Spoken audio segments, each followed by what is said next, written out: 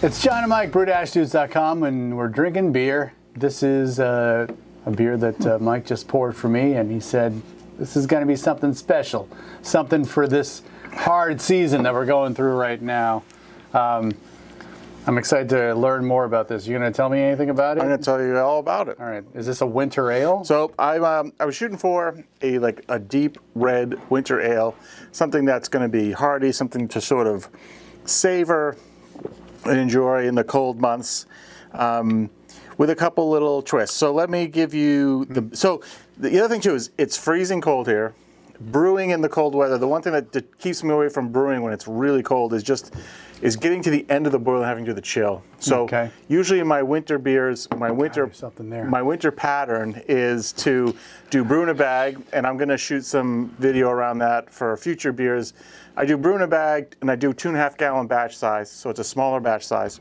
So for the recipe, I'm just going to give you the ingredients in percentages because it's for a half a batch, but the full recipe with conversions will be in the description box. Okay, so it's 83% American pale malt 2-row, so just plain pale malt, and it's 8% flaked rye, and it's 5% of caramel 80 from Bryce, a U.S. caramel 80, and then there's about 2% of Carafa Special 2 for color adjustment. Using Beersmith to try to drive my color to a certain point. Again, I'm going for like a really deep red version. And I'll tell you that the hops, it's an ounce of Challenger. So in English, but slightly higher alpha variety. There's about 7% alpha acid. And the yeast and the special ingredient are probably what's throwing you off a little bit. I'll tell you, the starting gravity was 1060, and the finishing gravity was 1015. Okay. For about almost 6% alcohol. By volume. So not a session beer, but not a big ripper either as well. So, so what do you think? Tell me what you think about the flavors, and then we'll. On the nose, there's caramel notes for sure, and something else. It's I don't know. It's almost like like Karistan, like a toffee thing going on too. That's fascinating. Yep. Yep. And then it's like, gosh, it's not cocoa. Nope. It's not. It's something else. So I think there's two forces at play here. So the last ingredient in the beer, right at the end, like with 10 minutes to go in the boil, when I put my Werflock tab in, I also put in, by weight, 2%, and it's a small amount of molasses. Okay. Some molasses in this beer. All right.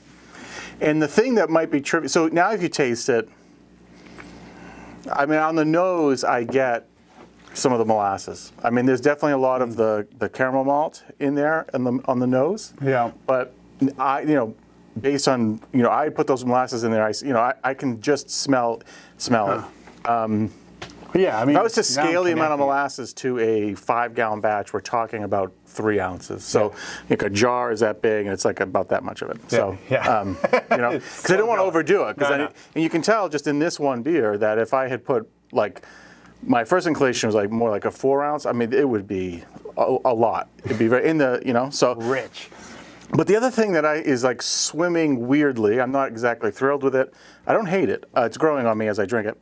I also wanted to try something different. I fermented this with Y yeast, 1728 Scottish ale yeast, just to try to, because I really wanted to go for something a little unique for a winter drinker.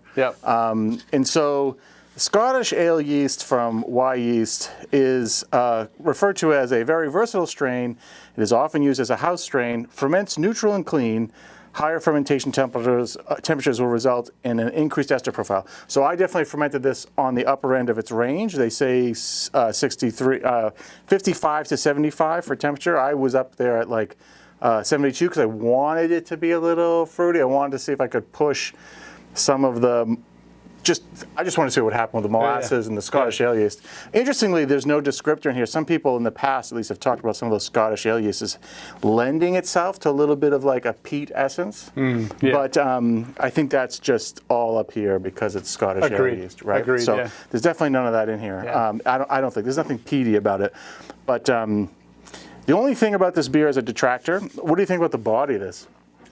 A little thin. Yeah. Thin? Yeah. I think it's I think what I'll do next time is pull out some of the caramel malt, and I think I'll leave the flaked rye. But flaked rye in general, has got a lot of dextrin to it. A lot of dextrin. I think there's a lot of fullness to me there. That with all that caramel malt and maybe because of the molasses in there, it's it's pretty chewy and robust.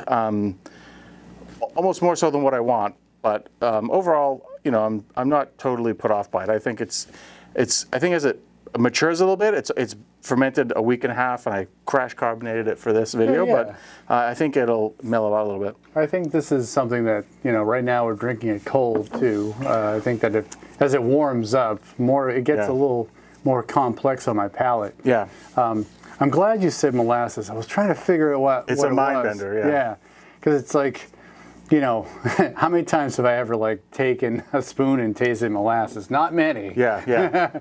But you know, it breaks through like in baked goods, you know, molasses cookies and things like that.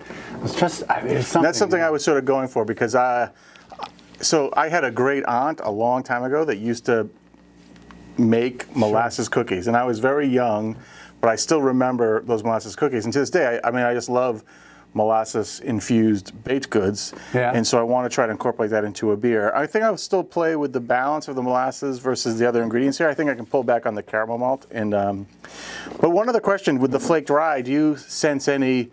Say no. Do you sense any spiciness in the beer? No, right? A lot of people talk about rye being spicy, right? No. Nope. Just in case you said, "Hey, there's spice in here," I have some flaked rye. Okay. And what's interesting about rye in general, everybody talks about rye being spicy.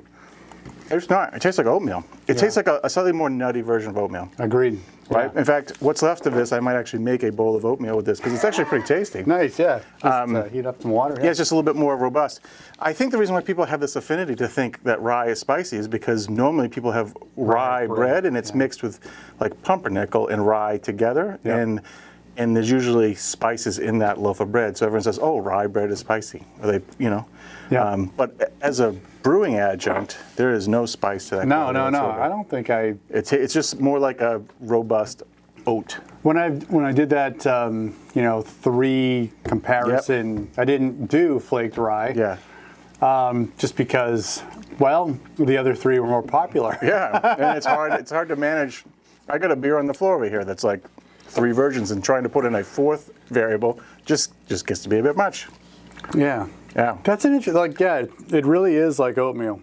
Yeah. You know? I think on the aroma here too, when I first tasted this before we shot the video, I think there's some of that toastiness coming through on that. It's almost as if I had put some victory malt in here or biscuit malt, but there isn't any. I think it's coming from the flaked rye. Yeah. So it's pretty cool. The only thing I would say about the Scottish ale, it has been. I've read about it being used in meads, like other high alcohol, like high gravity. I want to say worts, like a braggot was something that was noted. This Y Yeast reports that this will go up to 12% ABV. Okay, that makes sense. Which is interesting because the attenuation is only like 69 to 73%. So you'd be left with to get to a 12% ABV, you'd have a finishing gravity of like 1040 or something. I mean, holy cow. Might as well just drink your molasses at that point. Which I might. This guy actually attenuated at like 70 something. So what's interesting is that I achieved the higher end of the attenuation range for the yeast, but I still feel like there's just a lot of stuff in there. So I think I need to pull back on the specialty malts a little bit. Maybe just do like a scant amount of the molasses or something. But I don't know. I thought the molasses, you know, at least gave me that feeling of like there's something in here. And it was, I was trying to figure it out, but at the same time I enjoyed it. I thought that it lent itself, And maybe it is that kind of burnt sugar flavor that you're left with after it ferments out, right? Yep. That's good. No, man, I think this is great. I think that, you know, I think my I know that you like asked me like the fullness of it.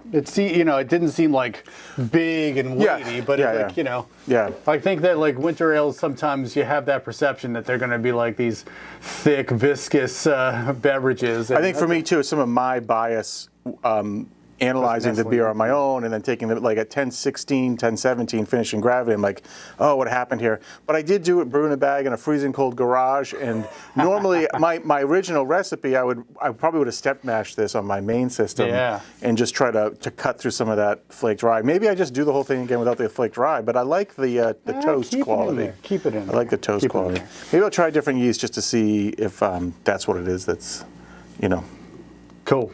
Thank you. Well, anyway, this is good, yeah. Winter ale, because it's the time of year. And believe me, rye is not spicy. If you learned something from this video, you're into brewing seasonal styles, even if you're on the other side of the world where it's actually summer, you know, like this video, please leave below your thoughts on making a winter ale, you know, spiced, not spiced, you know, you tell us. Subscribe to our channel because we do this kind of thing every single week. For John and Mike, brew-dudes.com. Brew on. Cheers. I actually have some. How about that?